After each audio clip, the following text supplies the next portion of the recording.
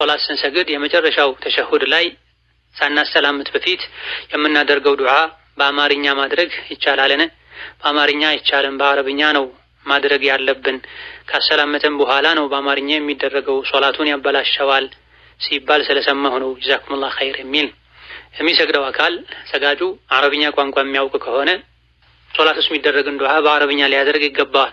በአረብኛ ማድረግ የማይችል ከሆነ የፈለገውን ዱዓ ከማድረግ ቋንቋ የሚገድበው ከሆነ ግዴታ የሆኑ የሶላት አዝካሮችን ዱዓዎችን ተሸሁዱን፣ ስጁድ ላይ ሩኩዕ ላይ የሚባለውን ሸሪዓው ላይ በታዘዘው መሰረት የተቀመጠውን ዱዓ ዚክር ካደረገ በኋላ ስጁድ ላይ የሚሆን ከተሸሁድ ከተህያቱ በኋላ በራሱ ቋንቋ ዱዓ ቢያደርግ ችግር የለውም። አረብኛውን ለመማር ለማወቅ ጥረት ከማድረግ ጋር ነብዩ ሰለላሁ ዐለይሂ ወሰለም ከተሸሁድ በኋላ ሶላት አለነቢ አውርደን ከዛ በኋላ የፈለግነውን ዱዓ እንድናደርግ መክረዋል።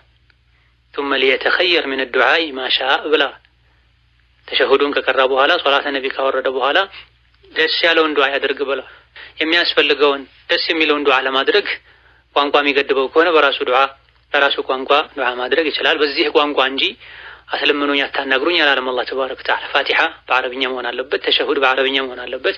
ተክቢሩ ሶላት ላይ ስንንቀሳቀስ የምናደርገው ስጁድ ላይ ሩኩዕ ላይ የምናደርገው ዚክር ይሄ የተገደበ ነው፣ የሶላት መሰረታዊ ክፍል ነው። ከዚህ ውጪ ግን ስጁድ ላይ፣ ቁኑት ላይ፣ ተሸሁድ ላይ በሌላ ቋንቋ ከማድረግ የሚከለክል ነገር የለም።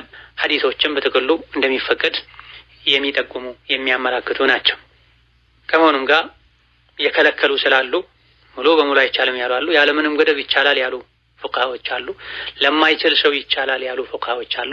የተለያዩ ኺላፎች ስላሉበት በተቻለ ያክል አረብኛን አውቆ የቁርአን የሐዲስ የነቢያትን ዱዓዎችን ማድረጉ የተሻለ ይሆናል። ይሄን እስኪችሉ ድረስ ግን ከግዴታ ዱዓና ዚክሮች ውጪ ያለውን በራስ ቋንቋ ቢያደርጉ ይቻላል። ሶላት ውስጥ የሚሆን ከሶላት ውጪ ስጁድ ላይ የሚሆን ቁኑት ላይ ከተሸሁድ በኋላ። ሌላኛው ጥያቄ